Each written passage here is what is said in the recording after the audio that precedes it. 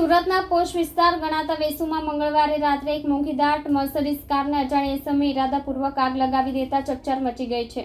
આ ઘટનાનું CCTV footage સામે આવ્યું છે, જેમાં એક શંકાસ્પદ ઇસમ ગાડી નજીક આવીને કંઈક પદાર્થ છાંટી રહ્યું હોય તેવું સ્પષ્ટ જોવા મળે છે। તેના થોડા સમય પછી કારમાંથી ધુમાડા ઉડતા જોવા મળ્યા હતા અને આખી ગાડી જ સળગી ઉઠી હતી।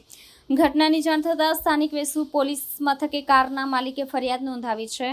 ફરિયાદમાં કારના માલિકે જણાવ્યું કે તેમણે ગાડી સામાન્ય રીતે તેમના નિવાસ સામે પાર્ક કરી હતી અને કોઈ દુશ્મનાવટ નહીં હોવા છતાં આવી ઘટનાને અંજામ આપવામાં આવ્યો છે। પોલીસે સીસીટીવી ફૂટેજના આધારે તપાસ શરૂ કરી છે અને આરોપી ઇસમની ઓળખ માટે પ્રયાસો તેજ કર્યા છે। હાલ સુધી આ કૃત્ય પાછળનું ચોક્કસ કારણ અકબંધ છે। મોંઘી ગાડી બળીને ખાખ થતાં પરિવારમાં ભાવાત્મક આઘાત જોવા મળ્યો છે।